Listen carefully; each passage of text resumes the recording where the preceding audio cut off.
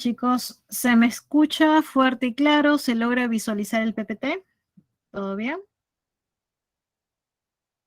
Muy bien. Listo.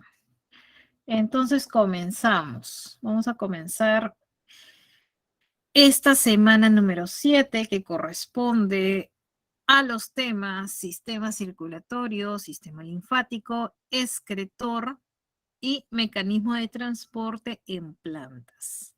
Son varios temas que abarca esta semana número 7. ¿Listo? Muy bien, entonces comenzamos con el primer tema que corresponde a hablar de el sistema circulatorio.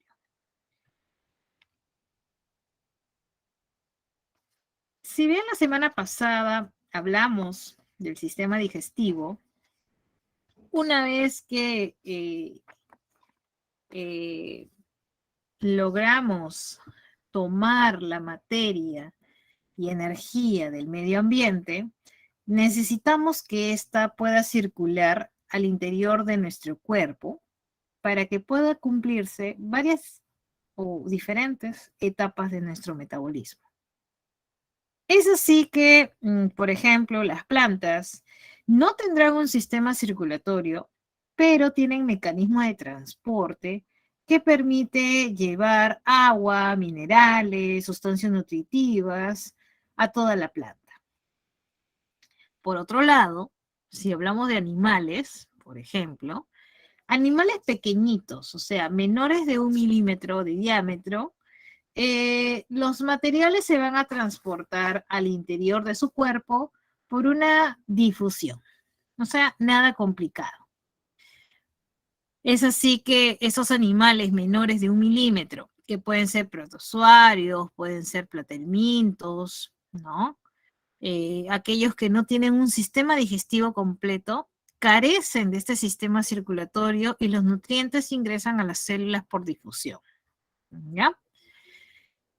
Con respecto a animales que ya tienen mayor tamaño, estos animales de mayor tamaño ya van a presentar un sistema circulatorio que se encarga del movimiento de la sangre o de sus fluidos a través de vasos, llevando a las células las sustancias nutritivas, llevando oxígeno y recogiendo dióxido de carbono, así como también gracias a estos fluidos se puede transportar sustancia de desecho. Es así que estos individuos o animales ya de mayor tamaño podrían presentar o bien un sistema circulatorio abierto o bien un sistema circulatorio cerrado. Profesora, ¿y quiénes presentan sistema circulatorio abierto o cerrado? A ver, vamos a anotar por aquí. Vamos a anotar quiénes presentarían sistema circulatorio abierto. A ver, anotemos. Quienes presentarían sistema circulatorio abierto serían los crustáceos, serían, por ejemplo, los insectos, arañas, tendríamos también a los moluscos, ¿listo? Presentarían sistema circulatorio abierto. Por otro lado, si decimos moluscos, no todos, hay una excepción, excepto el grupo de los cefalópodos, que son moluscos más complejos, más evolucionados. Por ejemplo, el pulpo, el calamar son cefalópodos. Los cefalópodos ya presentan circulación cerrada, al igual que los anélidos, al igual que los equinodermos,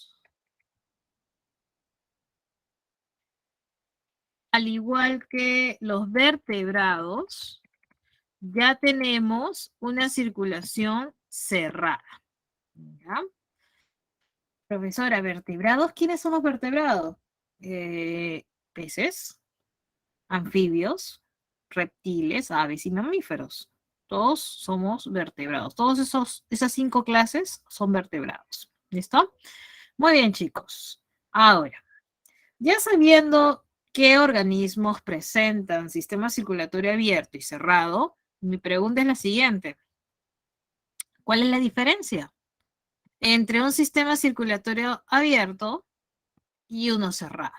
Entonces voy a proceder a explicarles cuál es la diferencia entre cada uno. Un sistema circulatorio abierto, aquí el fluido que va a circular es la hemolinfa. Este fluido es bombeado por el corazón, que puede ser uno o más corazones, a través de vasos sanguíneos. Como lo estamos viendo por acá, el corazón está bombeando esta hemolinfa a través de los vasos sanguíneos.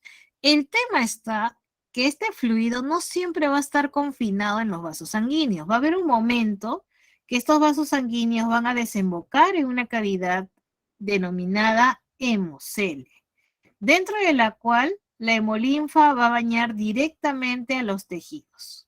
Ahora, la sangre va a retornar al corazón por estos orificios llamados ostiolos. ¿Ya? Entonces, esto es un sistema circulatorio abierto. El fluido, la hemolinfa, va a bañar directamente al tejido, ya que desemboca en esta cavidad llamada hemocele. En cambio, en un sistema circulatorio cerrado, el fluido llamado sangre siempre va a estar confinado en vasos sanguíneos, como estás viendo en la imagen. El corazón bombea la sangre y siempre la sangre va a estar confinada en estos vasos sanguíneos. Entonces, esto, claro, tiene una ventaja respecto al sistema circulatorio abierto. El presentar un sistema circulatorio cerrado nos permite un transporte mucho más rápido y mayor control en la distribución. Claro, el bombeo del corazón mantiene una presión alta y los procesos de vasodilatación y vasoconstricción asegura una distribución controlada de la sangre. ¿Ya? Esa es la ventaja del sistema circulatorio cerrado respecto al sistema circulatorio abierto. Listo, espero que te haya quedado claro esta parte. Igual, siempre es bueno recordarte que cualquier duda, consulta, por favor, indícalo a través del chat, que yo estoy atenta a los mensajes que llegan a este grupo. Muy bien. Muy bien, chicos, hacemos captura de pantalla por si quieres aprovechar la información de la diapositiva. Paso a la siguiente diapo.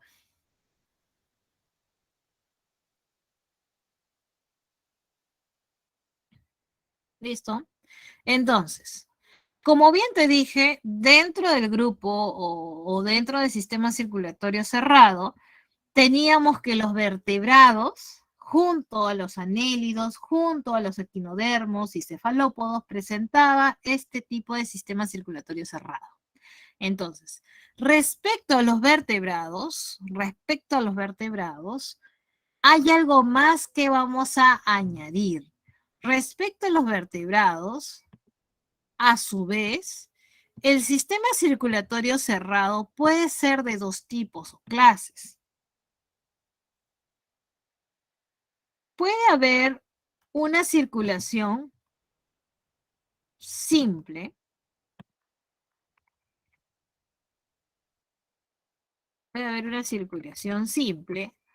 o puede ser que este sistema circulatorio cerrado sea de circulación doble. Profesora, ¿a qué se refiere con simple o doble?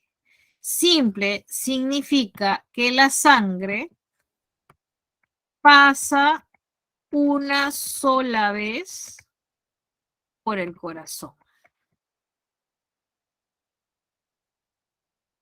¿no? Eso significa simple, que la sangre pasa una sola vez por el corazón. Y doble significa que la sangre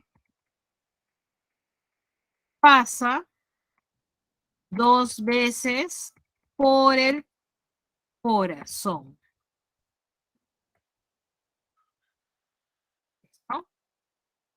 ¿Bien? Esa es la diferencia, profesora, para entenderte mejor. ¿A qué se refiere con una sola vez o dos veces por el corazón? Sucede que, por ejemplo, quienes presentan esta circulación simple está en los peces. Porque recuerda que dentro de los vertebrados tenemos a los peces, tenemos a los anfibios, tenemos a los reptiles, tenemos a las aves y mamíferos. Todos ellos son vertebrados. Y de todos los vertebrados, ¿no? De todos estos vertebrados, ¿no? Los peces presentan circulación simple, o sea, la sangre pasa una sola vez por el corazón, ¿no? Entonces, si por ejemplo por acá teníamos el corazón de un pez, la sangre pasaba una sola vez, ¿no? Y luego iba a los tejidos y luego retornaba, ¿no? Entonces pasa una sola vez. Mejor esquema o representación lo vas a ver en una siguiente diapositiva. Hasta acá solamente quiero darte la idea a qué se refiere que la sangre pasa una sola vez. ¿Listo? Entonces, la sangre que pasa, ¿listo? La sangre que pasa nunca se va a mezclar con en este caso pasa sangre venosa, nunca se va a mezclar con la sangre oxigenada, ¿ya? Nunca se va a mezclar con la sangre oxigenada. Por lo tanto, como pasa una sola vez y no se mezcla, decimos, como no hay mezcla,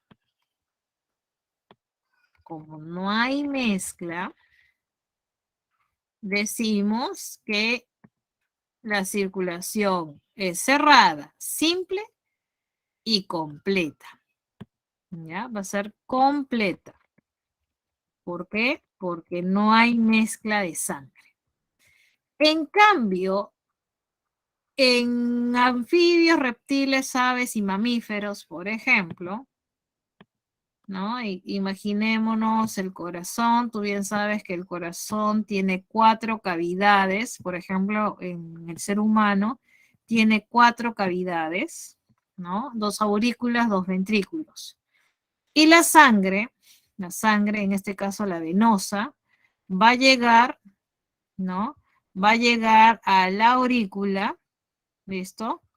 Llega a la aurícula, pasa por el ventrículo y sangre venosa, o sea, necesita oxigenarse. ¿A dónde se va la sangre del ventrículo? Se va a los pulmones, sale a los pulmones y nuevamente regresa de los pulmones a la aurícula. ¿Listo? Y luego pasa al ventrículo y sale a la arteria. ¿Listo? Sale a la arteria. Llega, entonces, a lo que voy es que la sangre pasa 2 veces. Una y luego otra vez. Pasa 2 veces por el corazón. En este caso, como las cavidades están separadas, no hay mezcla de sangre. Y como no hay mezcla de sangre, es completa. Pero ¿qué pasaría? Y se da en ciertos individuos donde todavía no hay ese tabique y el ventrículo es único. Cuando hay un solo ventrículo, la sangre venosa con la sangre oxigenada se van a mezclar. En este caso, sí hay mezcla de sangre y por lo tanto decimos que la circulación es incompleta. ¿Muy bien? No te preocupes, chicos, no te preocupes. Esquemas mejor graficados acerca de esta explicación te lo voy a proponer en una siguiente diapositiva. Hasta acá solamente quiero que esté claro la idea, quiero que esté claro esta idea de cuando se trata de una circulación doble, completa e incompleta. Es incompleta, entonces, es incompleta cuando hay cuando hay mezcla de sangre. ¿Listo? Entonces, cuando hay mezcla de sangre, esto es sangre venosa con la oxigenada, se dice que es incompleta. Y es completa cuando no hay mezcla de sangre. Quienes presentan circulación doble incompleta lo tenemos en los anfibios, en los reptiles y quienes presentan doble completa, las aves y los mamíferos. ¿Listo? Entonces, chicos, por favor, hacemos captura de pantalla a esta diapositiva. Aquí te he explicado, ¿no?, de manera muy general lo que vamos a ver a continuación en imágenes. ¿Listo? Muy bien, chicos, espero que todo esté claro. Hacemos captura de pantalla y nos vamos a la siguiente diapositiva, donde vamos a ver con gráficas. Muy bien. Listo, chicos. Vámonos a la siguiente diapositiva. Listo. De acuerdo a lo que hemos revisado hace unos minutos, ustedes me van a responder entonces. Si has anotado, apuntado, dime entonces, el anélido, ¿qué tipo de circulación presenta? Los anélidos tendrán circulación abierta o cerrada. Muy bien. Los anélidos presentan circulación cerrada. Al igual que los cefalópodos, al igual que los equinodermos y los vertebrados, ¿verdad? Los artrópodos presentarán ¿qué tipo de circulación? Abierta. Y el fluido que circula se llama hemolinfa. Recuerda que la hemolinfa va a desembocar en una cavidad llamada hemocele y este fluido retorna al corazón a través de los ostiolos. Muy bien. Los moluscos presentan circulación abierta. Claro, no todos los moluscos. Hay un grupo de moluscos llamados cefalópodos, donde está el pulpo, el calamar. Ellos ya presentan circulación cerrada. ¿Listo? Presentan circulación cerrada. Luego, los equinodermos, ¿no? Al igual que los cefalópodos, al igual que los anélidos, ¿no? Presentan también circulación cerrada. ¿Listo? Muy bien. Entonces, chicos, hacemos, por favor, captura de pantalla para pasar a más ejemplos.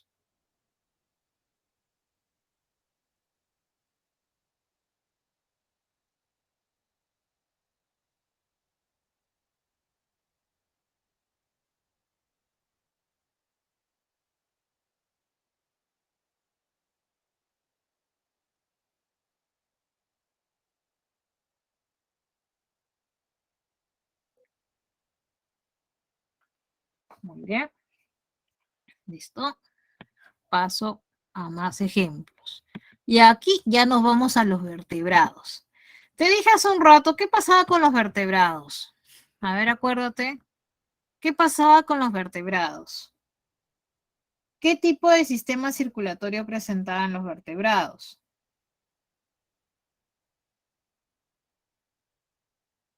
¿Qué tipo de sistema circulatorio presentan los vertebrados? Presenta ya una circulación cerrada. Pero te acordarás que en los vertebrados puede ser simple o doble. En el caso de los peces, la circulación, claro está, que es cerrada. Es simple porque pasa una sola vez por el corazón y es completa porque no hay mezcla de sangre. Entonces, para responder la pregunta que está en el chat, prestamos atención a esta imagen. Vamos a ver las imágenes para que tengas más claro esa duda acerca de circulación simple o doble. En el caso de los peces, estamos comenzando con los peces primero. En el caso de los peces, acuérdate que la circulación, como cualquier vertebrado, es cerrada, porque siempre está confinada en los vasos sanguíneos. Es simple, como estás viendo, en el corazón está pasando una sola vez. Pasa en este caso sangre venosa. Y luego a nivel de las branquias se da el intercambio de gases y por lo tanto se obtiene sangre oxigenada. Luego, cuando llega a los órganos, tú bien sabes que los órganos utilizan esta sangre oxigenada, pero también van a, eh, van a generar sangre contaminada, sangre desoxigenada o venosa, que nuevamente retorna al corazón. Pero recuerda, la sangre ha pasado una sola vez. Y como te darás cuenta, en el corazón no se ha mezclado, ¿ah? En el corazón no se mezcla la sangre. Entonces acá no se está mezclando, lo único que se está viendo es el paso de la sangre venosa. Entonces, ¿qué pasa en los anfibios? En los anfibios y reptiles, estamos viendo por acá este corazón, mira este corazón, donde está llegando la sangre venosa a la aurícula derecha. Luego pasa al ventrículo para mandar esta sangre a los pulmones y ocurra la oxigenación, ¿verdad? Pero estás viendo algo, estás viendo que el ventrículo es único, no hay un septo o tabique que divida en dos ventrículos. Por lo tanto, acá en los anfibios y reptiles, no, puede ser porque exista un ventrículo o porque el septo tiene un orificio. Entonces, sea cual sea el caso, va a haber mezcla de sangre. Por lo tanto, aquí en los anfibios y reptiles, si bien la circulación es cerrada, es doble porque pasa dos veces, pero sería incompleta porque hay mezcla de sangre en el ventrículo del corazón. Ahí ocurre la mezcla de la sangre, ¿ya? En la zona del ventrículo. Muy bien. Entonces, es incompleta nuevamente porque hay mezcla de sangre a nivel del ventrículo. ¿Ya? Ahora, en cuanto a los mamíferos y las aves, la circulación en ellos igual es cerrada, es doble, pasa dos veces por el corazón, pero es completa porque no hay mezcla. ¿Cómo así, profesora? Observa aquí la imagen. Mira, observa este corazón. La sangre venosa llega a la aurícula derecha,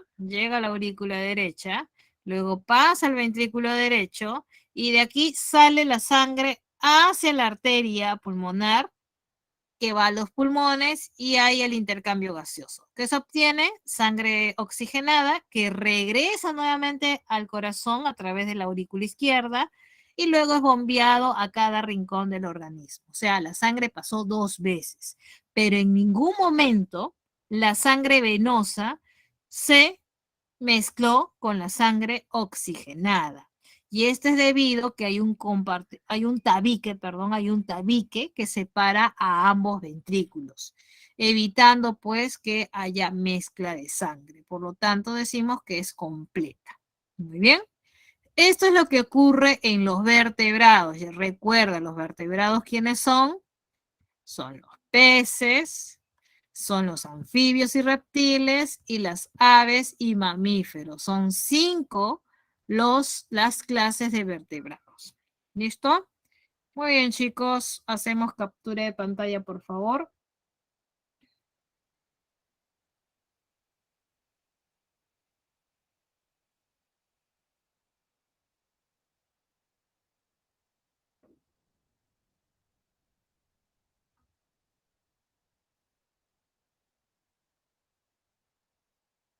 Muy bien. Cerramos y nos vamos ahora. Vamos a hablar a continuación de cómo es el sistema circulatorio humano. Y para eso vamos a hablar de los órganos o estructuras involucradas en el sistema circulatorio. Comenzamos hablando de este órgano importante que es el corazón. El corazón consta principalmente de musculatura cardíaca, ricamente abastecido con vasos sanguíneos, que son las arterias coronarias. También el corazón contiene tejido conectivo que le confiere resistencia y ayuda a evitar el desgarramiento muscular. Como observas en esta imagen, el corazón está comprendido por 4 cavidades: aurícula derecha, aurícula izquierda, ventrículo derecho, ventrículo izquierdo. Son 4 cavidades bien definidas, 2 aurículas, 2 ventrículos. Recuerda que las aurículas van a recibir la sangre. Lo estás viendo por acá. Las aurículas, vamos a poner una flechita más delgada, acá está. Las aurículas o a las aurículas le llega la sangre, acá está. Sea a la aurícula derecha o izquierda, le llega la sangre.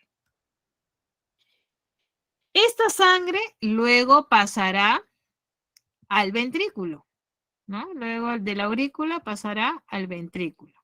¿Listo? Como estás viendo, el corazón derecho, en el corazón derecho que está conformado por la aurícula derecha y el ventrículo derecho, en el corazón derecho está circulando la sangre venosa, esta sangre desoxigenada, la cual es traída por las venas cava. Vena cava superior trae la sangre de la parte superior y la vena cava inferior trae la sangre de la parte inferior de nuestro cuerpo. Estas venas cavas se reúnen y llegan y desembocan a nivel de la aurícula derecha. Ahora, de la aurícula derecha la sangre pasa al ventrículo derecho y luego del ventrículo derecho, ¿a dónde se tiene que ir? Si es una sangre desoxigenada, ¿dónde ocurre el intercambio de gases? ¿Dónde se da justamente la oxigenación de la sangre? ¿Dónde? ¿A dónde tiene que irse? Sale a través de la arteria pulmonar y se va a los pulmones. Ahí ocurre el intercambio de gases.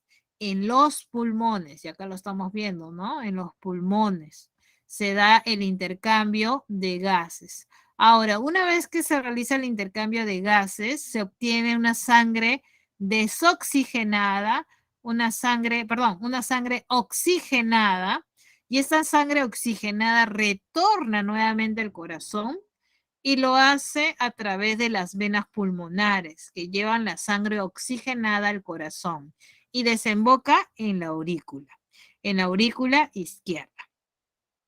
Aurícula izquierda, luego pasa al ventrículo izquierdo y nuevamente esta sangre oxigenada va a tener que salir.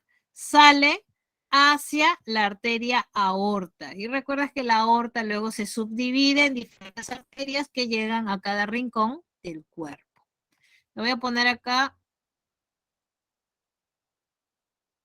Se va a cada. Uy, ¿qué pasó? Se fue todo lo que había escrito. Ya. Se va a cada rincón del cuerpo. ¿Ya? Y acá vamos a poner la flechita, se va a los pulmones. Muy bien. ¿Listo? Perfecto. Entonces, algo más que debo precisar en esta imagen, ¿no? Es que cuando se da el paso de la sangre de un compartimento a otro, existe unas estructuras o válvulas que evitan el retorno de la sangre. Esto es, si la sangre pasa de las aurículas a los ventrículos, ya no hay forma que del ventrículo regrese a la aurícula nuevamente. Estas válvulas que evitan el flujo retrógrada están situadas entre las aurículas y ventrículos. Por lo tanto, estas válvulas que vas a ver por aquí, y que te las voy a señalar de color verde, estas de acá se llaman las válvulas aurículo-ventriculares. En el lado derecho, este es el corazón derecho, está la válvula tricúspide. Y en el corazón izquierdo encontramos la válvula bicúspide o mitral. ¿Ya? Esa es una válvula que está entre la aurícula y el ventrículo. Muy bien, y recuerda que estas válvulas evitan el retorno o flujo retrógrado de la sangre. Ahora, entre ventrículo y arteria también hay otra válvula. Estas válvulas que se encuentran en la base de las arterias, mira, esta válvula pulmonar está en la base de la arteria pulmonar. Y esta válvula aórtica está en la base de la arteria aorta. Estas válvulas evitan también que las anteriores el retorno de la sangre. O sea, una vez que la sangre llegó a las arterias, ya no pueden retornar o regresar al ventrículo. Estas válvulas evitan este flujo retrógrado y son denominadas en conjunto como las válvulas sigmoideas o semilunares. ¿Ya? Así que las de verde son las auriculoventriculares. Las de rojo son denominadas sigmoideas o semilunares. Muy bien. Hasta ahí, chicos, todo claro, ¿cierto? Muy bien. Listo. Recuerda que el septo o tabique que está por acá separa el corazón derecho del corazón izquierdo. No te olvides, divide en dos partes al corazón. Muy bien. A ver, ¿qué más podemos mencionar allí? Ya hablamos de las válvulas. Ya, algo más que te voy a mencionar es respecto al nodo sinusal.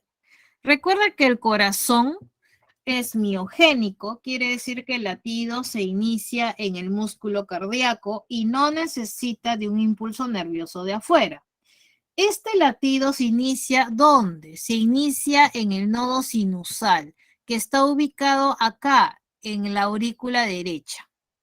Ahora, este latido que se inicia en el nodo sinusal determina la frecuencia básica, que es el marcapaso.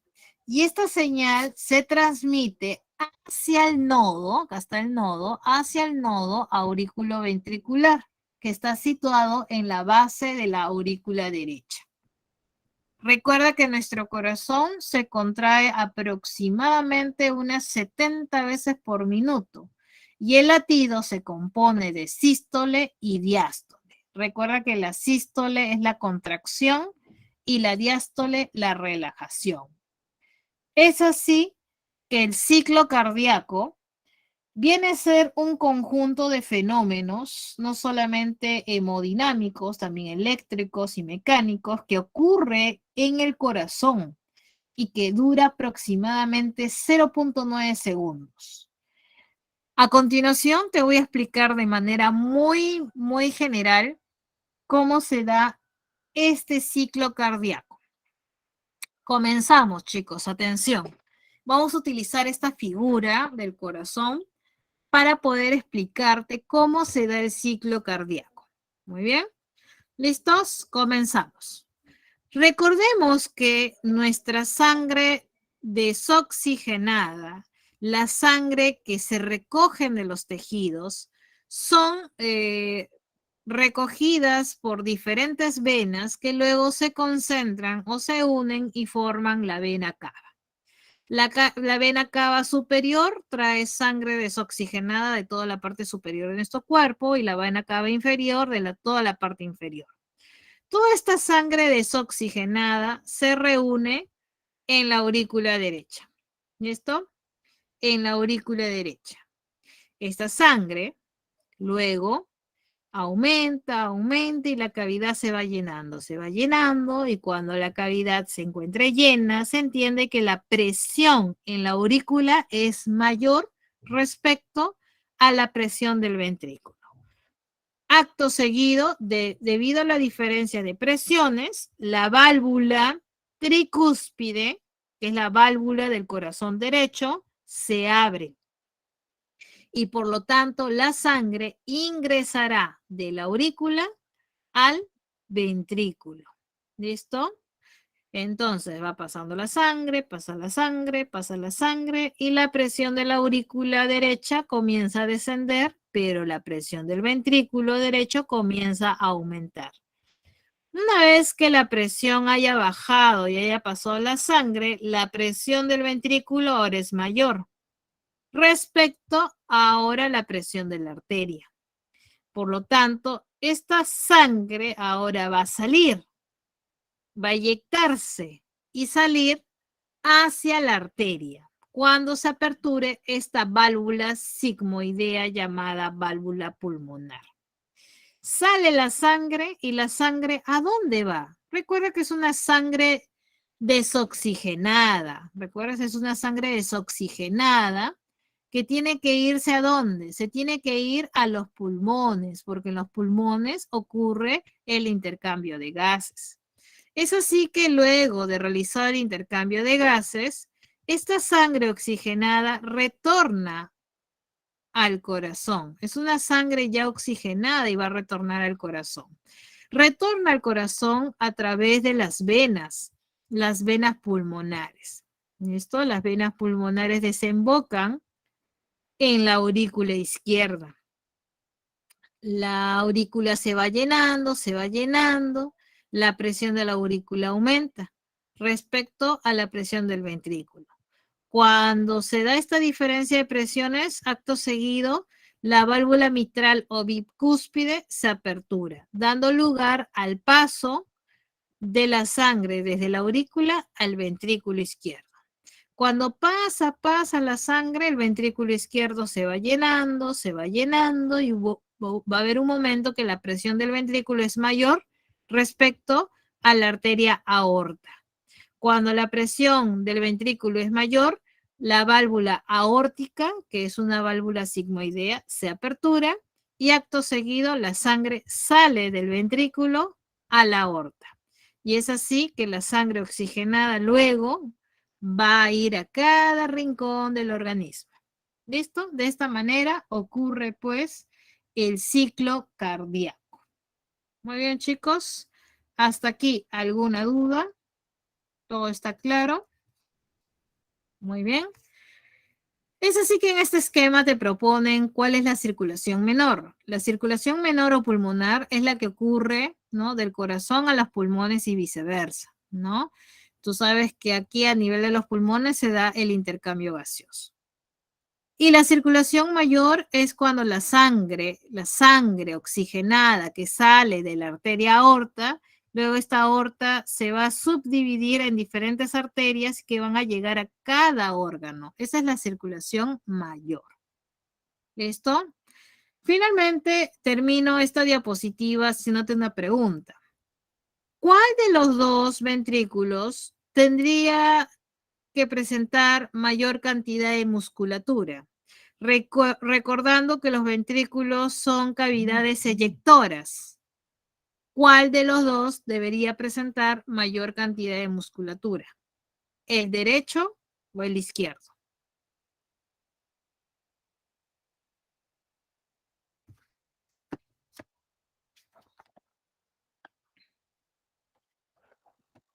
A ver, chicos, ¿cuál de los dos tendría que tener mayor cantidad de musculatura? ¿El derecho o el izquierdo?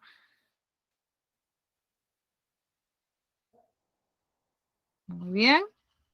Entonces vamos respondiendo. Sería el izquierdo. Profesora, ¿pero por qué? ¿Por qué el izquierdo sería más musculoso?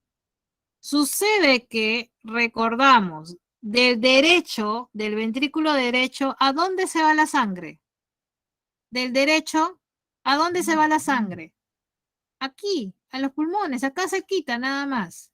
En cambio del izquierdo, tiene que repartirse la sangre a cada rincón del organismo. Entonces, el ventrículo izquierdo debe presentar mayor cantidad de musculatura, ya que recuerda que los ventrículos son cavidades eyectoras, bombeadoras, y el ventrículo izquierdo requiere bombear con mayor presión la sangre para que pueda llegar a cada rincón del cuerpo. ¿Ya? Entonces, por eso que el ventrículo izquierdo es más musculoso que el ventrículo derecho. Muy bien. Listo, chicos. Vamos a la siguiente diapositiva.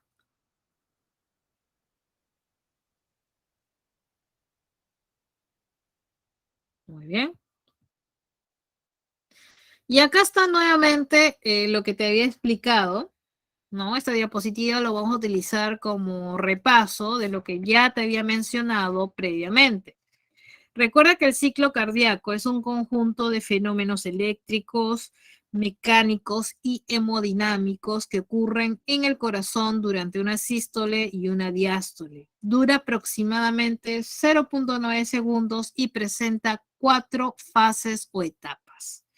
Acá tenemos la primera etapa, es la primera llamada fase de llenado ventricular.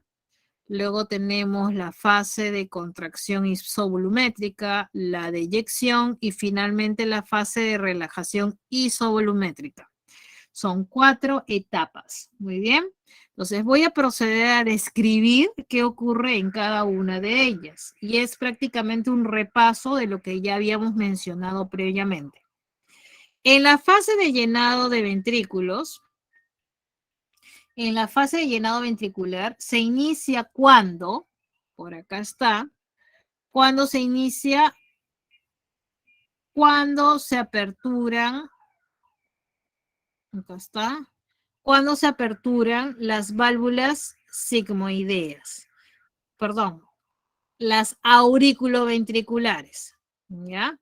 Cuando se aperturan las válvulas auriculoventriculares, en este caso la tricúspide y acá la mitral, cuando se aperturan, da lugar a que la sangre pase de la aurícula al ventrículo, ¿no? Pase de la aurícula al ventrículo. Por lo tanto, se llenan los ventrículos.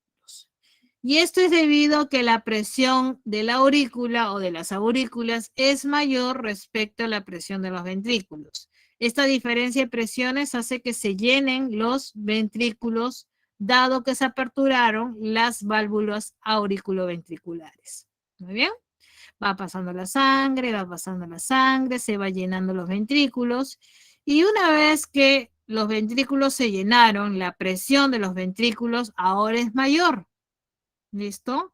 Y obviamente las válvulas auriculoventriculares que se encuentran aquí, se han cerrado. El cierre de estas válvulas da lugar al primer ruido cardíaco. ¿Listo? Entonces, ante esta fase de contracción isovolumétrica, las válvulas auriculoventriculares, pero también las válvulas sigmoideas, están cerradas. El ventrículo en este momento es como una cámara cerrada donde no entra ni sale sangre. El corazón empieza a contraerse, acortando la distancia entre la punta y la base. La presión del ventrículo aumenta, ¿no? Esta fase dura 0.1 segundos y va a haber un momento que la sangre luego salga de los ventrículos hacia las grandes arterias. Entonces, esta presión del ventrículo es mayor respecto a la presión de las grandes arterias y por esta razón es que la sangre sale eyectada. Las válvulas sigmoideas o semilunares obviamente se tuvieron que aperturar. ¿Listo? Entonces, de esta manera sale la sangre a través de las grandes arterias. Este evento o fase dura 0.2 segundos. Y una vez que sale la sangre, se eyecta la sangre hacia las grandes arterias, obviamente acto seguido se tienen que cerrar. Para evitar que se retorne, se cierran estas válvulas. Estas válvulas sigmoideas o semilunares, cuando se cierran, provocan al famoso segundo ruido cardíaco. ¿Ya? Y recuerda que este segundo ruido cardíaco ocurre cuando se cierran las válvulas sigmoideas o semilunares. ¿Ya? Entonces, estamos ahora ante la fase de relajación isovolumétrica. En esta fase, el ventrículo ahora es una cámara cerrada que se está relajando con un volumen de sangre que no varía, pero simultáneamente está entrando sangre a nivel de las aurículas, hasta que nuevamente la presión de la aurícula vaya a superar la presión de los ventrículos y así nuevamente continúe el ciclo, el famoso ciclo cardíaco. ¿Listo, chicos? Espero que haya sido claro esta parte. Finalizo indicándote algunos puntos como lo que es el pulso arterial. Recuerda que el pulso arterial viene a ser la distensión de la pared elástica de las arterias que se transmite en forma de onda. Este pulso arterial aproximadamente ocurre unas 70 veces por minuto. Con respecto a la presión arterial, ¿en qué consiste? Viene a ser la fuerza que es ejercida por la sangre contra las paredes de los vasos sanguíneos, ¿no? Se sabe que en el hombre los valores promedios de presión son aproximadamente la presión sistólica, aprox 120 milímetros de mercurio, y la presión diastólica, 80 milímetros de mercurio, ¿ya? Para terminar, chicos, hay que repasar esta tablita, es de ayuda. Sabemos que el primer ruido es cuando se cierran las válvulas auriculoventriculares. El segundo ruido es cuando se cierran las válvulas sigmoideas o semilunares. Hay otros ruidos que se aprecian, por ejemplo, este 3 se aprecia en la diástole por disfunción ventricular. Quiere decir que si bien se puede escuchar en la niñez o en la adolescencia, es muy raro escucharlo después de los 40, ya se consideraría patológico. Y el cuarto ruido es un ruido auricular debido a la tensión de las válvulas auriculoventriculares, ¿no? Y es muy característico en personas con hipertensión arterial sistémica, ¿no? Entonces, por favor, repasa este cuadrito. Sobre todo, acuérdate de los dos ruidos. El primer ruido es cuando se cierran las aurículo-ventriculares. Y el segundo ruido es cuando se cierran las válvulas sigmoideas o semilunares. Muy bien, chicos, hacemos captura de pantalla. Vámonos a la siguiente diapositiva.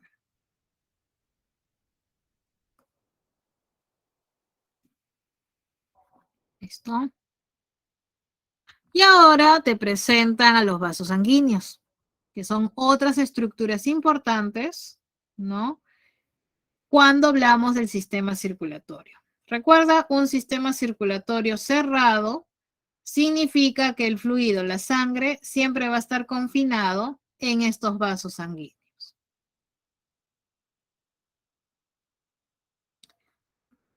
Los vasos sanguíneos son de tres clases: arterias, venas y capilares. Las arterias nacen del corazón o salen del corazón. Y las venas llegan al corazón o llevan sangre al corazón.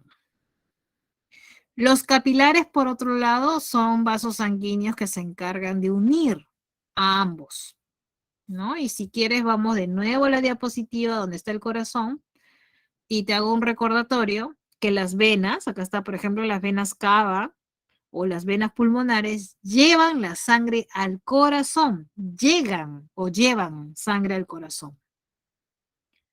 En cambio, las arterias salen del corazón, salen del corazón, ¿no? En el caso de la arteria aorta, luego esta se subdivide en varias arterias que llevan sangre oxigenada. Por lo tanto, decimos, la mayoría de las arterias llevan sangre oxigenada, con excepción de la arteria pulmonar.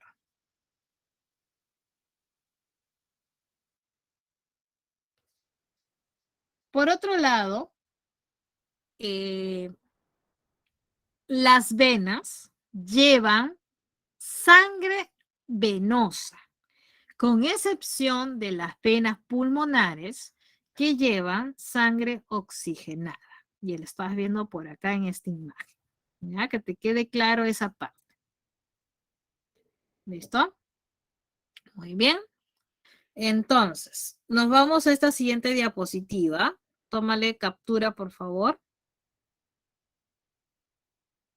Muy bien.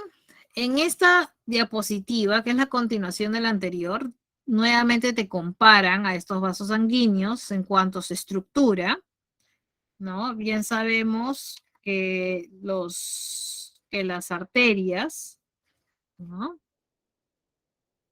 se unen a las venas a través de estos vasos sanguíneos diminutos conocidos como capilares.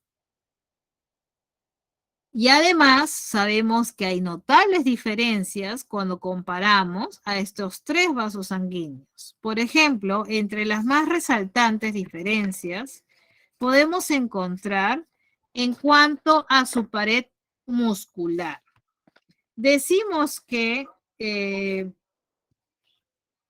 la pared muscular de las arterias, y lo estás viendo por acá, es mucho más gruesa respecto a la pared muscular de las venas. En los capilares no hay pared muscular. En cuanto al tejido elástico, es abundante en las arterias, es escaso en las venas, pero es ausente en los capilares. El lumen. Profesores, ¿qué es el lumen? El lumen es el espacio, el diámetro que encontramos por acá. Este diámetro, esta luz, este diámetro es el lumen. Acá tenemos en los capilares también un lumen un poco más extenso, más grande. Y acá en las venas mucho más grande, mira por acá, ¿no? Ese es el diámetro. La pregunta es, ¿por qué crees que las arterias tienen un diámetro o lumen pequeño? ¿Por qué es pequeño respecto a las venas? ¿Debido a qué? Cuando de repente tu mamá te ha dicho, vaya a regar el jardín y tú sales con tu manguera y de repente estás regando el jardín y luego ves a una distancia un árbol que quieres regar pero que no puedes llegar con la manguera. Entonces lo que generalmente uno hace es colocar el dedito en la salida del agua, reduce el diámetro de la manguera y así tienes mayor alcance, mayor distancia, mayor presión, ¿verdad? Lo mismo sucede en estos vasos sanguíneos. Mientras que el lumen sea más pequeño, te garantiza un movimiento más rápido, una presión más alta, mejor alcance, ¿no? Esa es la finalidad de que el lumen sea más pequeño respecto a las venas. La permeabilidad. El único que tiene permeabilidad son los capilares. Y finalmente, en cuanto a presión, ya sabes que la presión a nivel de las arterias es mucho más alta respecto a la vena, ¿no? O respecto al capilar, que es reducida. ¿Listo? Muy bien, chicos. Hasta aquí hacemos la pausa. Creo que ya son las 11:55. Nos vamos al receso. Retornamos a las 12:10. ¿Listo, chicos? Permeabilidad. Es lo que permite justamente hacer el intercambio. Como ves por acá, la permeabilidad solamente está presente en los capilares. Y acá está. Por eso que gracias a esta permeabilidad es que se pueden difundir los nutrientes o hacer esta comunicación. ¿Ya? Muy bien, chicos. Hacemos una pausa, luego retomamos y profundizamos esta última parte. No se preocupen. Muy bien. ¿Listo? Dejo de presentar.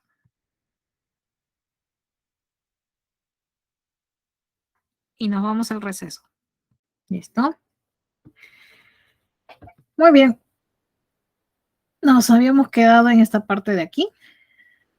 Estábamos hablando de los vasos sanguíneos, de la estructura general. Y habíamos comparado, pues, en cuanto a su pared muscular, tejido elástico, lumen, permeabilidad y presión. Y justamente la última pregunta era sobre la permeabilidad y es que los capilares, al ser vasos sanguíneos más pequeñitos, diminutos, permiten pues el intercambio, permiten el paso de moléculas, nutrientes, ¿no? Entre ambos vasos sanguíneos, ¿no? Cosa que no sucede con las arterias y las venas, dado la presencia de pared muscular o tejido elástico. ¿Ya? ¿Listo? Muy bien. Entonces, terminamos esta parte del sistema circulatorio presentándote este esquema o plan general del sistema circulatorio en los mamíferos. Como notarás, ¿no? En esta imagen, y recordando que el propósito de nuestro sistema circulatorio es llevar sangre a diferentes partes o puntos del cuerpo. Y para cumplir con este objetivo, a cada órgano le llega una arteria desde el corazón. Y también una vena se encarga de regresar la sangre al corazón. Usualmente estas arterias y venas son denominadas anteponiendo el nombre del órgano, ¿no? Al adjetivo apropiado. Por ejemplo, si nos enfocamos a nivel del hígado, tenemos que la arteria es la hepática y la vena que se encarga de recoger es la hepática. O a nivel del riñón, ¿no? Llega la arteria renal y recoge la vena renal, ¿no? Entonces así podemos mencionar, por ejemplo, en la parte inferior, ¿no? Al hígado, por ejemplo, los riñones o los genitales, llega la arteria genital y recoge la vena genital. A nivel de las piernas, llega la arteria ilíaca y recoge la vena ilíaca. En la parte superior, que no se logra visualizar en este esquema, tenemos a nivel de la cabeza y el cuello, llega la arteria carótida y recoge la vena yugular. A nivel de los brazos, llega la arteria subclavia y recoge la vena subclavia. Y a nivel de los pulmones, ya hemos revisado hace un rato que la arteria pulmonar, a excepción de la mayoría de arterias, lleva sangre venosa a los pulmones, ¿no? Y de los pulmones recoge la vena pulmonar, recoge sangre oxigenada que la lleva al corazón. ¿Listo? Recuerda que la arteria pulmonar y la vena pulmonar son excepciones a lo que normalmente se conoce que las arterias son las que llevan sangre oxigenada y las venas recogen sangre desoxigenada. Muy bien. Ahora, ¿qué pasaría si se rompe un vaso sanguíneo? Obviamente se debe prevenir la pérdida de sangre porque la presión sanguínea puede disminuir de forma peligrosa. Pero por otro lado, no debe ocurrir coagulación durante una circulación normal, porque el coágulo podría cortar la administración de sangre a un órgano vital y producir la muerte por trombosis. Por lo tanto, decimos que el proceso de coagulación es bastante complejo e involucra lo siguiente. Primero, ante un vaso sanguíneo lesionado, las células dañadas y plaquetas van a liberar la famosa tromboplastina. Esta tromboplastina, en presencia de calcio y en presencia de vitamina K, va a convertir la protrombina en trombina.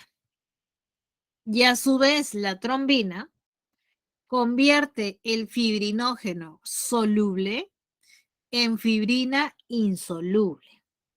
Esta fibrina forma una red de hilos que van a atrapar a los glóbulos rojos y así formarán un coágulo de sangre.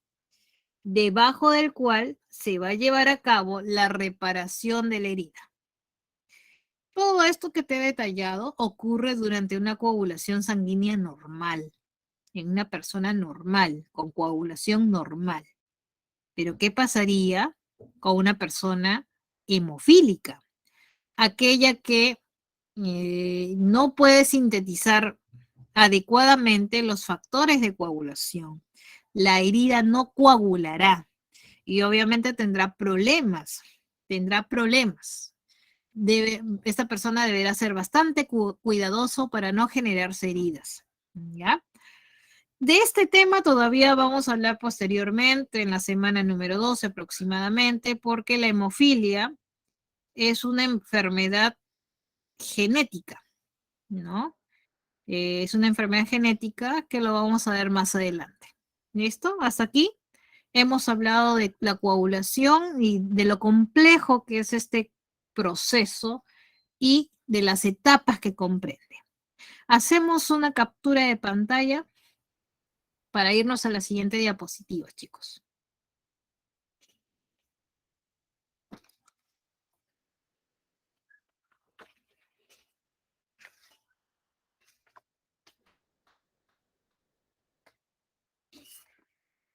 Muy bien. Vamos a la siguiente diapositiva y ya vamos a hablar a continuación del sistema linfático. Recuerda que el líquido intersticial que se acumula fuera de los capilares sanguíneos es recuperado hacia el torrente sanguíneo gracias a este sistema. Cuando este líquido ingresa a los vasos linfáticos, cambia de denominación y se llama linfa. Por lo tanto, este sistema linfático se encarga de eliminar el exceso de líquido intersticial, retornándolo a la sangre. También transporta las grasas desde el intestino delgado hacia la circulación sanguínea y ayuda también a combatir las infecciones mediante los ganglios linfáticos. ¿Y quiénes son los ganglios? Recuerda que este sistema está formado por estos ganglios linfáticos que se están distribuyendo en varios puntos de nuestro cuerpo. Pueden encontrarse en las axilas, pueden encontrarse en el cuello, pueden encontrarse en la zona de la ingle. Pues recuerda que estos ganglios actúan como filtro para materia particulada, ¿no? Es más, cuando tú te enfermas, de repente estás resfriado, tocas tu cuello, esos ganglios se inflaman. Igual en la zona de las axilas también estos ganglios se van a inflamar, porque lo que hacen estos ganglios son actuar como filtro para esta materia particulada que serían los microbios, evitando que lleguen a la circulación general. Además, te presento otra diapositiva donde te muestro, a ver, hacemos captura de pantalla para pasar a la siguiente.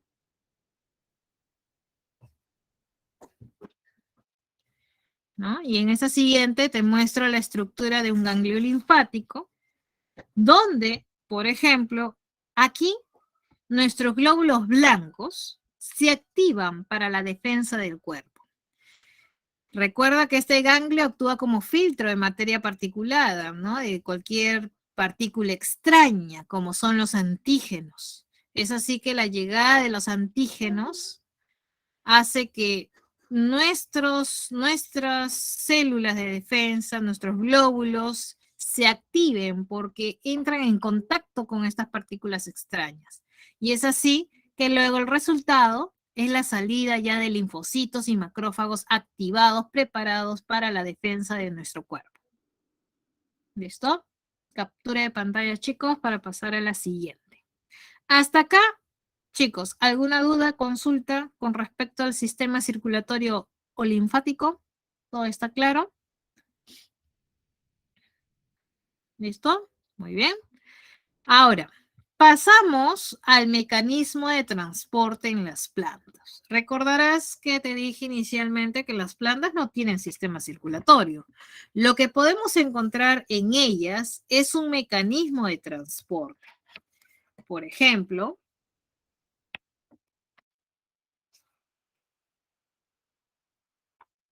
Para comenzar, sabemos que las plantas, y eso ya lo hemos visto hace algunas semanas, a través de las raíces debe ocurrir la absorción del agua y las sales minerales, ¿no?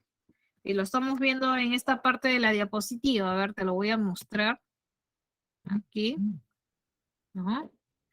Acá tenemos, a ver, aquí, acá. A nivel de la raíz, a través de los pelos absorbentes, se da la absorción de agua y sales minerales, lo que conformarán la famosa savia bruta, ¿cierto? Pero luego, ¿cómo es que esta savia bruta va a poder ascender desde la raíz hasta las hojas, donde ocurre el proceso fotosintético, que bien sabes que hemos revisado en la semana 5? O sea, desde la raíz hasta las hojas, aún en contra de la gravedad. ¿Cómo podría explicarse esto? En contra de la gravedad, desde las raíces hasta las hojas donde se lleva a cabo el proceso de fotosíntesis, ¿no? Y luego, una vez realizado la fotosíntesis a nivel de las hojas, en las hojas se acumula gran cantidad de moléculas orgánicas y hay que repartirlas a través de un movimiento descendente desde las hojas hasta cada rincón de la planta, estos nutrientes. ¿Ya? Entonces, todo eso lo vamos a explicar a continuación. Son mecanismos de transporte que ocurren en la planta y todo esto es gracias a tejidos conductores que ya hemos revisado. Estos tejidos conductores son el xilema y el floema. Muy bien, entonces comenzamos con esta primera parte, esta parte número 1, que es cómo el agua y las sales minerales van a poder ingresar o difundir a través de la raíz. Tenemos acá un corte de una raíz y tenemos por aquí a los pelos absorbentes, ¿no? Ya conoces cuáles son los pelos absorbentes, están acá, igual te lo marco, ahí está el pelo absorbente. Acá también pelo absorbente o radicular es lo mismo. ¿Listo? Estos pelos, a través de estos pelos es que se da la absorción del agua, principalmente. Y debido a la presión osmótica, gran parte del agua se difunde a través de las paredes celulares. A ver, vas a notar por acá lo que te estoy hablando. Mira esta ruta de aquí, la que está representada de azulito, ¿no? El agua está difundiendo a través de las paredes celulares. ¿Listo? Y es más, logra atravesar este tejido. Este tejido llamado endodermis. No sé si lo logras ver por acá, la endodermis. Entonces, esta ruta o vía que logra atravesar la membrana plasmática o la pared celular, esta ruta recibe el nombre de la ruta simplasto, ¿no? Y acá está también detallada. Estás observando que esta ruta está atravesando las paredes celulares. Es más, logra atravesar este tejido llamado endodermis, y lo estamos viendo por acá. Este endodermis, acá está el endodermis.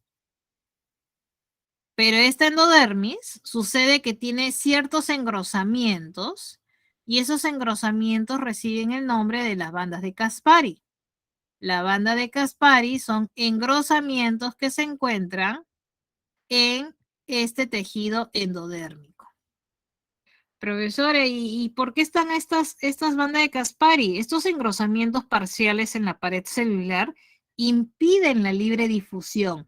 Es por eso que ves que la vía simplasto logra pasar sin problemas este endodermo o endodermis, pero la otra vía, llamada la vía apoplasto, esta vía apoplasto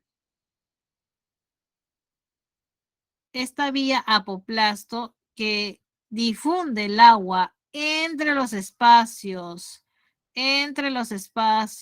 celulares, no logra pasar con normalidad. Y lo estamos viendo por acá también, que está difundiendo por los espacios y a duras penas logra pasar en algunos casos, ¿no? Entonces, el agua atraviesa las células del endodermis por ósmosis.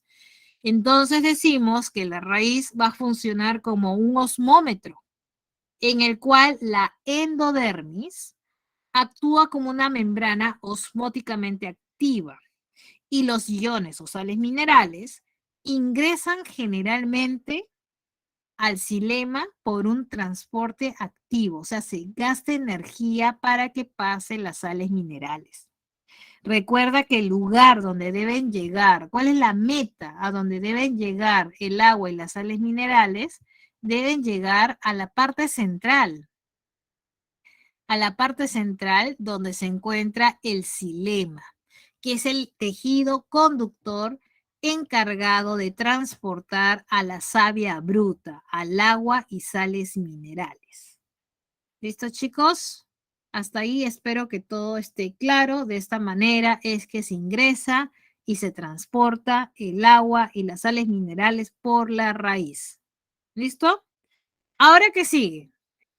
Explicarte cómo es que se da este movimiento ascendente desde la raíz hasta las hojas. Y eso lo vamos a ver en la siguiente diapositiva. Por favor, hacemos captura de pantalla para pasar a la siguiente. ¿Listo? Muy bien. Y nos vamos a esta siguiente diapositiva. Entonces, debe ocurrir a continuación un movimiento ascendente, desde la raíz hasta las hojas. Pero ese movimiento ascendente es en contra de la gravedad, ¿no es así? Ascendente, ¿no? Entonces, ¿cómo se daría este movimiento ascendente? Y se explica de la siguiente manera. Hace un momento te expliqué de cómo se daba el paso del agua y las sales minerales a través de la raíz. Quiere decir que ahorita a nivel de la raíz hay una alta cantidad de agua y sales minerales. ¿Listo? Pero sucede que en paralelo, a nivel de los estomas, recuerda que los estomas son estructuras especializadas no solo en el intercambio gaseoso, sino también de la transpiración, una función que ya te había mencionado clases anteriores. El estoma es una estructura que permite el intercambio gaseoso, pero también a través del estoma es que se pierde agua por transpiración. Por lo tanto, decimos que a nivel de las hojas, por pérdida de agua, la cantidad de agua es menor. Vamos a poner acá una flechita hacia abajo. Hay menor cantidad de agua. Hay menor cantidad de agua. Por lo tanto, vamos a poner por acá.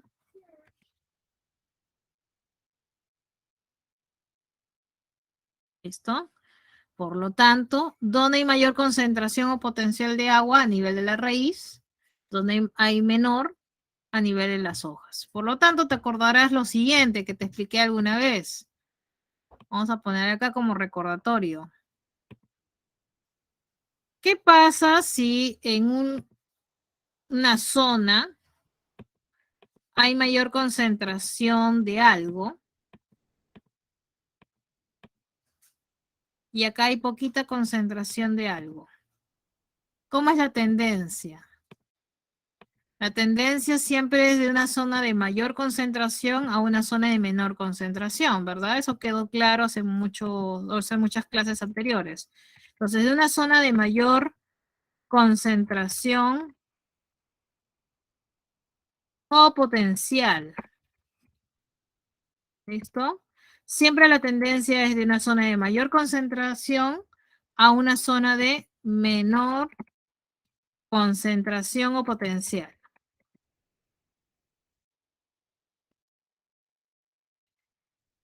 ¿Listo? Siempre es así.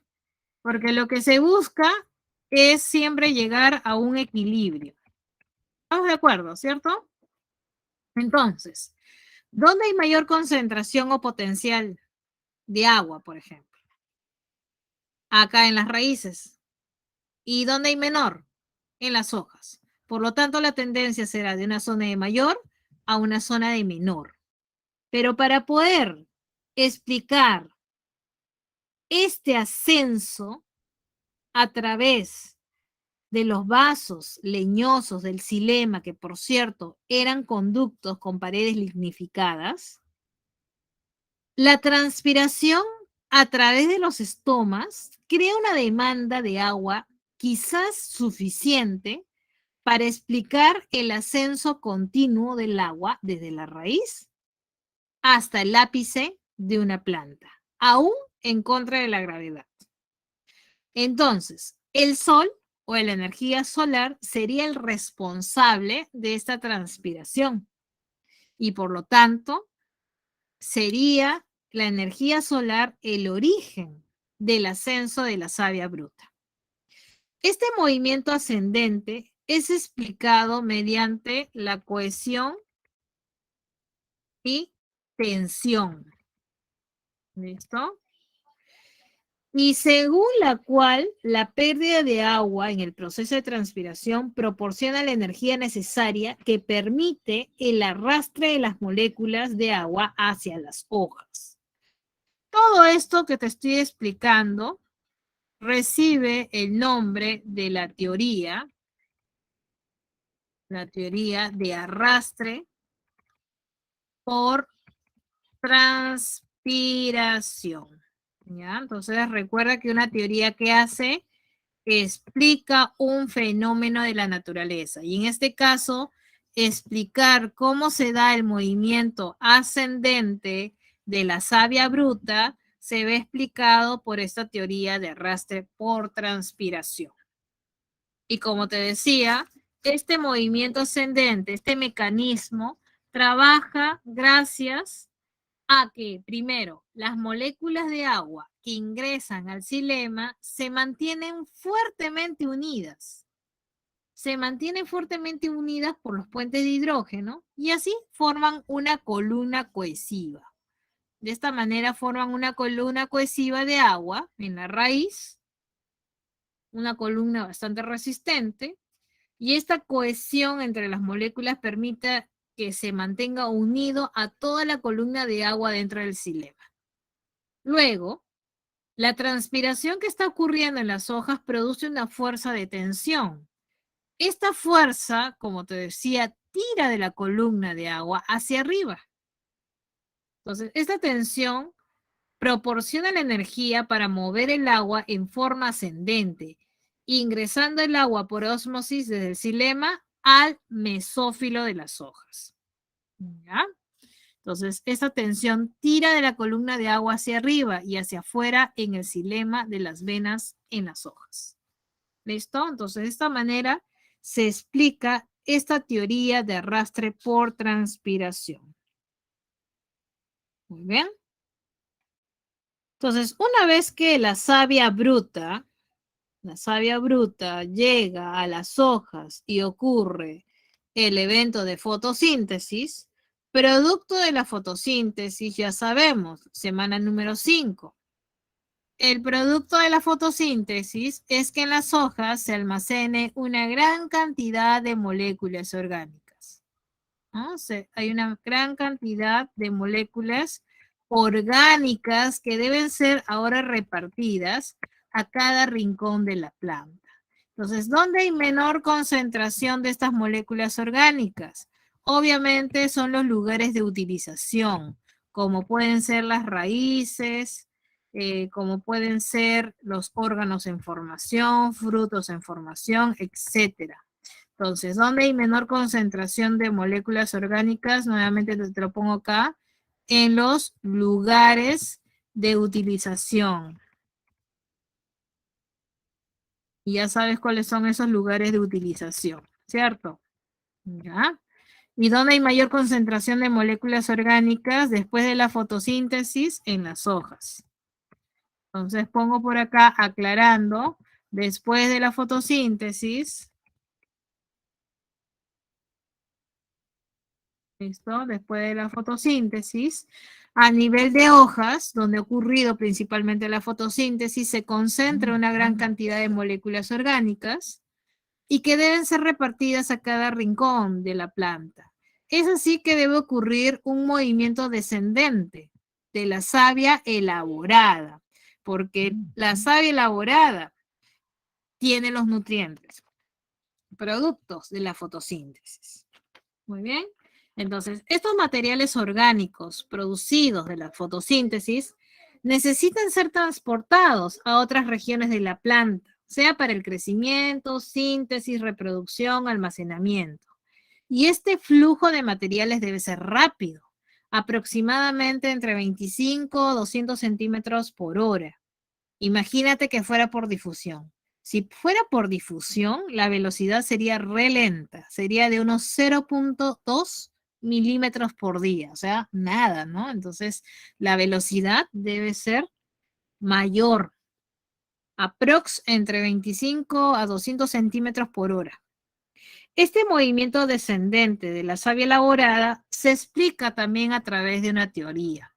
Esta teoría recibe el nombre de la teoría del flujo de masas, ¿ya? Con esa teoría se basa nuevamente en las diferencias de presión osmótica entre las células de las hojas con fotosíntesis activa y las células de los lugares de utilización, que pueden ser las raíces, pueden ser órganos en formación, frutos en formación, entre otros. ¿Ya? Entonces hay una diferencia en las presiones osmóticas. Es así que se establece una gradiente de presión osmótica entre la fuente, en las hojas, y los lugares de utilización, que son las raíces y otros tejidos. ¿Por qué? Porque ambos tejidos están unidos por el floema. Acá está el floema. El floema. Y los elementos del floema, recuerda, son los tubos cribosos, donde los líquidos o fluidos van a fluir desde las hojas hasta otros tejidos a lo largo de estos tubos cribosos, ¿no? Y de esta manera los solutos orgánicos van a ser transportados. Muy bien.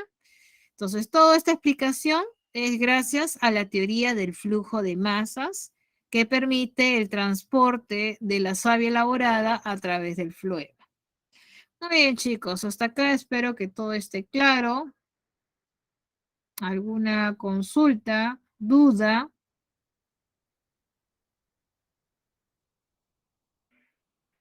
¿Listo? Muy bien, chicos. Hacemos captura de pantalla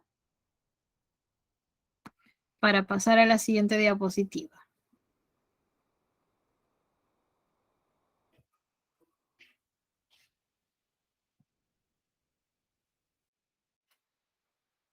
Muy bien. Listo, chicos. Entonces, para terminar este capítulo, vamos a hablar a continuación del sistema excretor. Recuerda que la excreción es un proceso por el cual los organismos eliminan sus desechos metabólicos. En los seres humanos, estos desechos se acumulan sea en forma de orina, sea en forma de sudor o lágrimas. Y solamente los materiales resultantes de las actividades metabólicas que ocurren en la estructura celular del organismo pueden ser considerados como productos excretorios. Por lo tanto, la excreción tiene como fin mantener el equilibrio interno de todo ser vivo. ¿Cuáles son los principales productos excretorios? El dióxido de carbono, agua, compuestos nitrogenados. El exceso, por ejemplo, de aminoácidos producidos en la digestión de proteínas no se va a almacenar. Y es así que termina siendo convertido en amoníaco, pero el amoníaco es altamente tóxico y por eso se tiene que eliminar inmediatamente. Es así que nosotros, los pluricelulares, convertimos el amoníaco en urea o ácido úrico. La urea se elimina con la orina, mientras que el ácido úrico forma cristales insolubles, ¿no? Entonces, recuerda que las células, como producto de su metabolismo, producen sustancias que van a ser eliminadas por este sistema excretor. Por lo tanto, finalizo diciendo, el sistema excretor tiene como objetivo o función principal, primero, excretar desechos nitrogenados, sea la urea, sea el ácido úrico o el amoníaco. Y también el sistema excretor tiene una función de osmorregulación, o sea, mantiene el balance de agua y de sales en nuestro organismo. Vamos a ver a continuación algunos ejemplos. Comenzamos con los protozoarios. Debido a su tamaño, la superficie de un protozoario está en relación a su volumen. Esto permite que los desechos puedan difundir rápidamente a través de su membrana. Este protozoario que estamos viendo por acá es de agua dulce. Por lo tanto, te lo escribo aquí para que te acuerdes, ¿ya? Si es de agua dulce, a ver, vamos a poner en azulito. Acá está.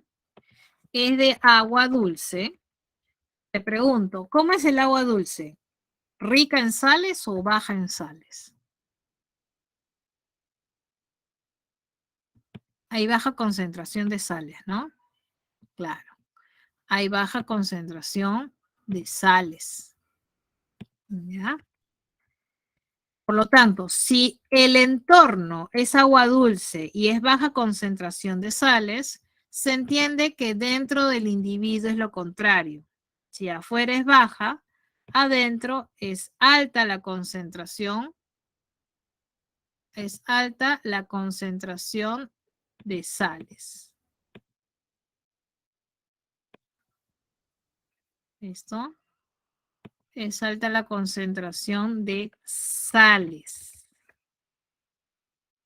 Y con respecto al agua, si afuera es baja concentración de sales, se entiende por defecto que hay mayor cantidad de agua. Vamos a ponerlo así, ¿ya? Hay mayor cantidad de agua y hay pocas sales. Y dentro del organismo es lo contrario. Si afuera hay mucha agua, adentro hay menos agua. ¿Ya? Así acuérdate. Menos agua. ¿Listo? Ahora, respecto al agua, concéntrate en el agua. Concéntrate en el agua, acá está el agua y acá está el agua, ¿no? Y ya te había explicado previamente, ya te había dicho cuál es la tendencia de una zona donde hay mayor concentración y una zona donde hay menor concentración o potencial. ¿Cuál es la tendencia? Siempre una zona de mayor a menor, ¿verdad? De mayor a menor. Por lo tanto, decimos, con respecto al agua, ¿dónde hay mayor concentración? ¿Afuera o adentro? Afuera, ¿sí o no?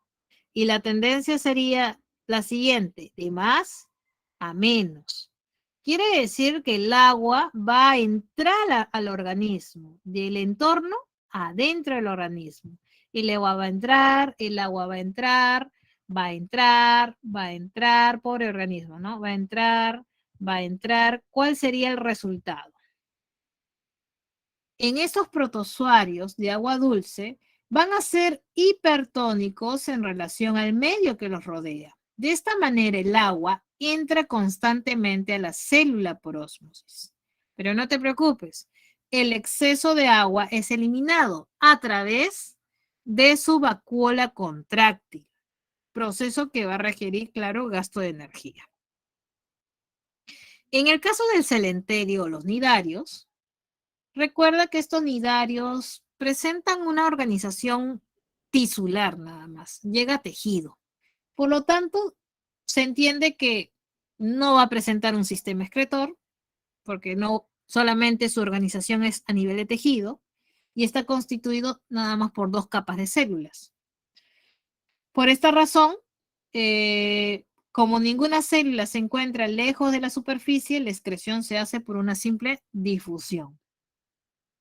En el caso de los platelmintos, ya aquí encontramos un sistema excretor primitivo denominado protonefridio, que está constituido por las células flamígeras.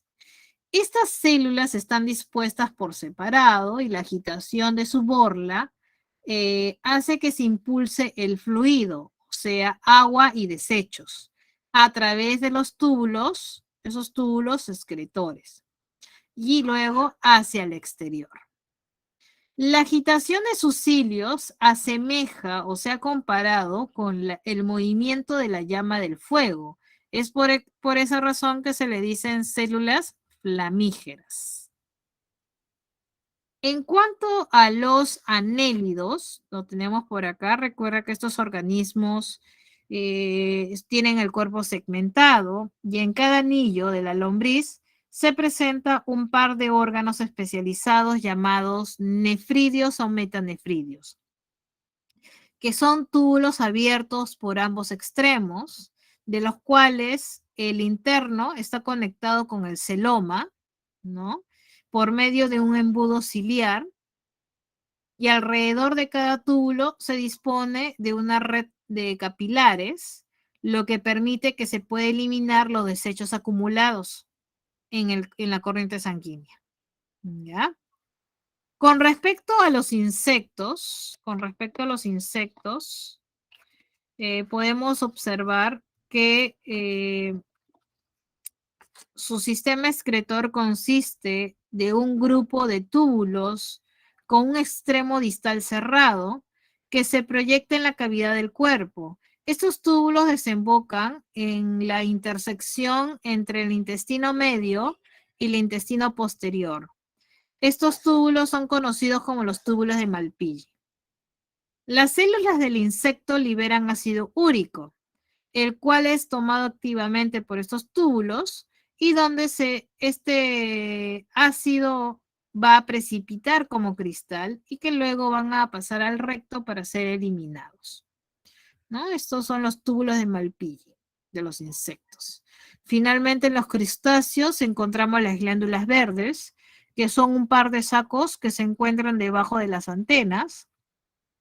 Se encargan de recoger los compuestos desechables mediante filtración y estos sacos, estas glándulas verdes, se conectan con la vejiga para así eliminar productos excretorios. Muy bien. Hacemos captura de pantalla, chicos, para pasar a otro ejemplo.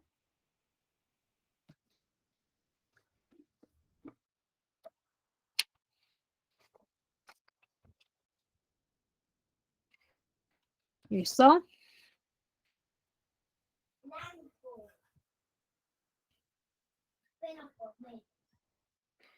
En el caso de los peces, tenemos peces de agua dulce y peces de agua salada, agua marina, ¿no? De la misma manera que el protozoario, ¿te acuerdas?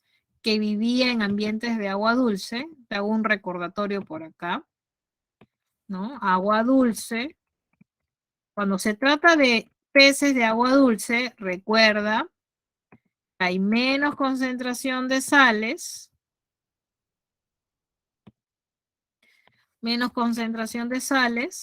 pero el agua, hay mayor cantidad de agua en el entorno. Lo contrario sucede al interior del individuo. Si afuera hay menor concentración de sales, dentro del individuo hay mayor concentración de sales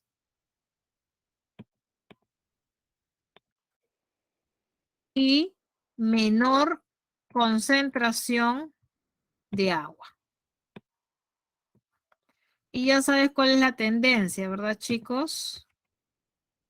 A ver, si solamente me enfoco en el agua, si solamente te enfocas en el agua, ¿dónde hay mayor concentración? Afuera, ¿no? Y menor adentro. Entonces la tendencia siempre va a ser en agua dulce de que el agua ingrese al individuo. Ingresa al individuo. Ingresa al individuo. No te preocupes, el pececito ha tenido que desarrollar mecanismos de adaptación. Debido a que sus fluidos tienen una concentración de sales mayor a la del medio que lo rodea, el agua va a estar entrando constantemente por ósmosis, ¿no? Entonces, para eliminar este exceso de agua, hay una gran producción de orina y excreción de amonio por los riñones y otros solutos por las branquias. Estos solutos son reemplazados por acción de las células de la sal que se encuentran en las branquias y en menor grado por la dieta. ¿Ya? Y en el caso de pececitos de agua salada, ocurre lo contrario, ¿no? En los pececitos de agua salada o de agua marina, ¿no? Ocurre lo contrario, hay mayor concentración de sales, ¿sí o no? Hay mayor concentración de sales y por lo tanto hay menor concentración de agua. ¿Listo? Por otro lado, dentro del individuo, si afuera hay menor concentración de agua, dentro del individuo hay mayor concentración de agua.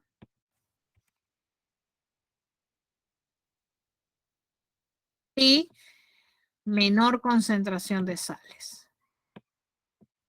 ¿Listo? Muy bien. Por lo tanto, sus fluidos van a ser hipotónicos respecto al agua de mar, que tiene mayor concentración de sales. Es por esta razón, y enfócate por acá nada más con respecto al agua, donde hay mayor concentración del agua adentro, ¿no? Entonces la tendencia es de adentro hacia afuera. Por esta razón, vamos a buscar la flechita por acá.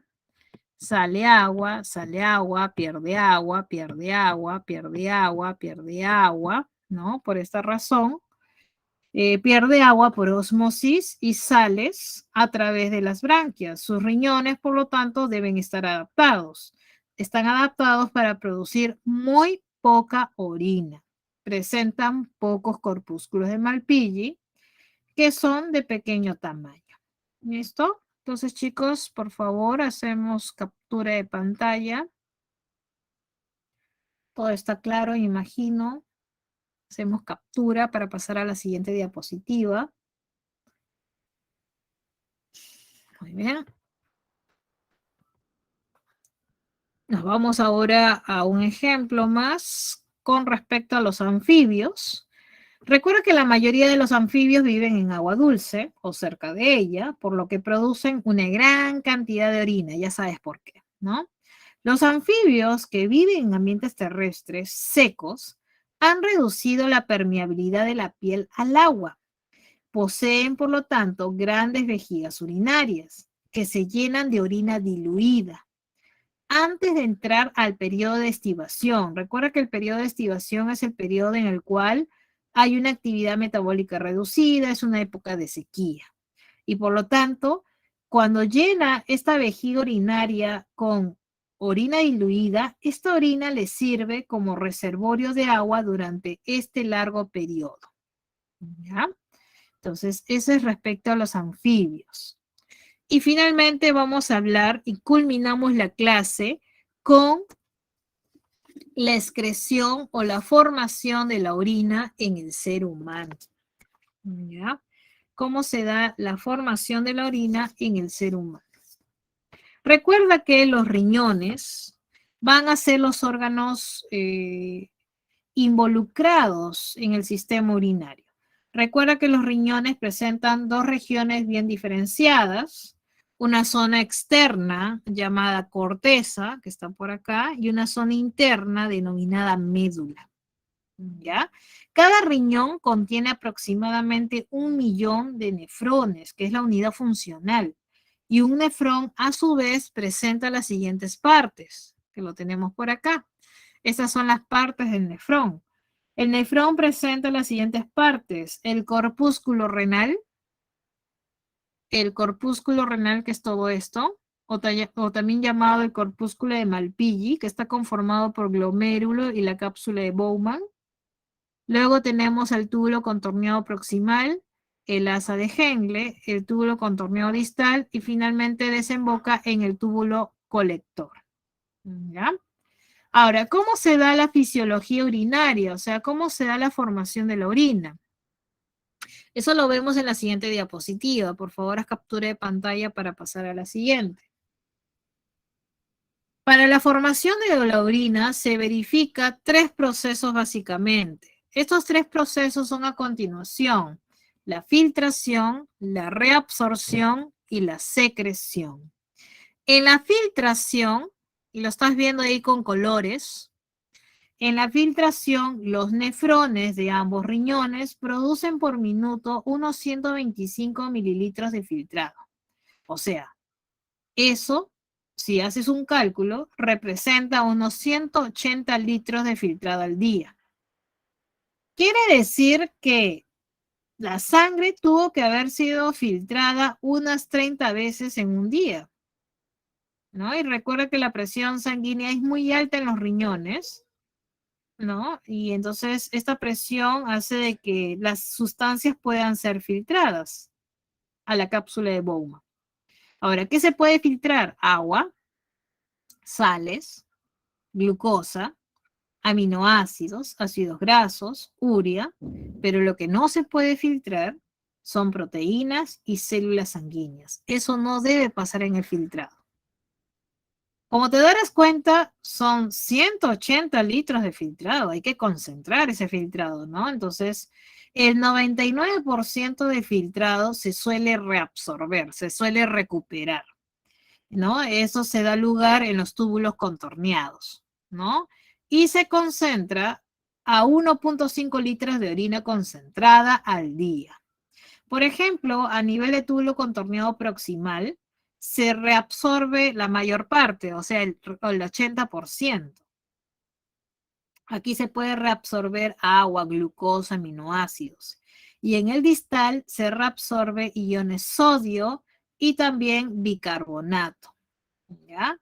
A cambio o a expensas de iones potasio e hidrógeno. ¿Ya? Aquí entra a tallar una hormona que es la aldosterona. ¿Ya? Y más adelante vamos a hablar también de la vasopresina, que estaría regulando justamente esta absorción de agua, que lo vamos a ver en la siguiente semana. La secreción, por otro lado, algunas sustancias que pasan de la sangre al filtrado, ¿no? Pero algunas no logran reabsorberse, no logran eliminarse, perdón, de la sangre. Y necesitamos eliminarlas de la sangre, porque no deben estar en la sangre, como es la creatinina, ácido úrico, entre otros desechos. Y para poder eliminarla o secretarla, recuerda que la secreción es un proceso inverso a la reabsorción, es necesario gastar energía. Por lo tanto, mediante transporte activo es que se puede pasar la creatinina, el ácido úrico, iones, entre otros, ¿no?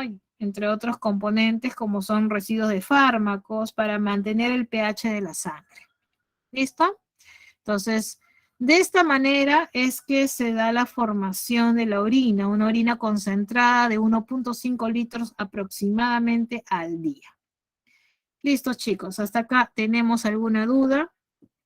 ¿Todo está claro? ¿Hay algo que quieras que vuelva a repetir? ¿Listo? Entonces, nuevamente hago un breve resumen de esta última parte por si pasé demasiado rápido de repente. Recuerda que para la formación de la orina, los órganos más o mejor involucrados van a ser los riñones, ¿no? Y te decía que había 2 zonas, una zona externa que es la corteza y una zona interna que es la médula. Y lo tenemos por acá. Esta zona externa es la corteza y esta zona interna es la médula. Ahora, ¿qué parte del nefrón encontramos en la zona de la corteza? Que puede ser pregunta también. En la zona exterior o de la corteza vamos a contener a los corpúsculos de Malpighi y a los túbulos contorneados, ¿ya? Y en la zona interna de la médula vas a encontrar al asa de Henle y también vas a encontrar a los túbulos colectores. Recuerda que el corpúsculo de Malpighi es todo esto. El corpúsculo de Malpighi abarca, acá está, este es el corpúsculo de Malpighi. El corpúsculo de Malpighi abarca el glomérulo, como también a la cápsula de Bowman. Eso es el corpúsculo de Malpighi. ¿Ya? ¿Listo? Muy bien, chicos. ¿Alguna consulta adicional? ¿Todo está claro?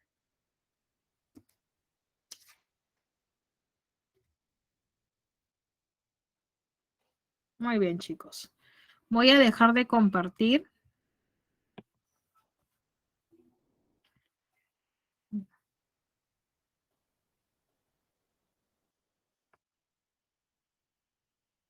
Voy a pasarles las claves a continuación.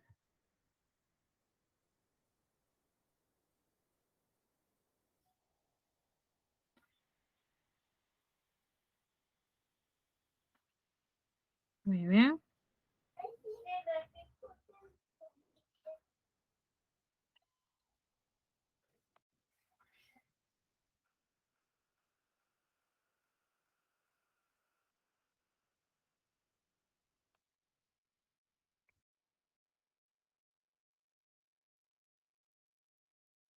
Esas son las claves del día, perdón, de la clase del día de hoy, que corresponde a la semana número 7. ¿Listo? Muy bien. ¿Alguna duda, chicos? Si no hay dudas, termino esta clase haciendo un breve repaso. ¿Listo? Vamos viendo nuevamente, aprovechando este último minuto que nos queda, en decirte que si los animales son muy pequeñitos, no es necesario un complejo sistema circulatorio, basta una difusión para poder difundir estos nutrientes entre las células de estos individuos. Es más, si bien acá los animalitos como los protozoarios y platelmintos son muy pequeños, en el caso de los nidarios y los poríferos, recuerda que en ellos todavía no hay una organización compleja. Por lo tanto, no podemos hablar, por ejemplo, los nidarios, hay una organización tisular nada más. No hay órganos y por lo tanto no va a haber sistemas. Por eso que ellos, por una simple difusión, es que logran hacer no solamente la excreción, sino también el intercambio de nutrientes. En cuanto al sistema circulatorio, recuerda que nosotros presentamos un sistema circulatorio cerrado. Esto nos trae claras ventajas, no solamente en cuanto a la presión, sino una mejor distribución de la sangre. Y recuerda que dentro de ese sistema circulatorio cerrado, los vertebrados podemos tener o una circulación simple o doble. Quienes presentan doble son los anfibios, reptiles, aves y mamíferos. Pero dependiendo a que si hay mezcla o no de sangre, ya sabemos que puede ser incompleta o completa. Muy bien, chicos. Muy bien, no te olvides de repasar lo que es el ciclo cardíaco, los vasos sanguíneos, ¿no? Y también los mecanismos de transporte. ¿Listo, chicos? Por favor, repasa continuamente ya que estás ante un ciclo ordinario. Ahora sí, me despido, chicos. Nos vemos hasta la siguiente. Ya sabes, cualquier duda, inquietud que haya quedado y no se haya podido resolver, tienes el multichat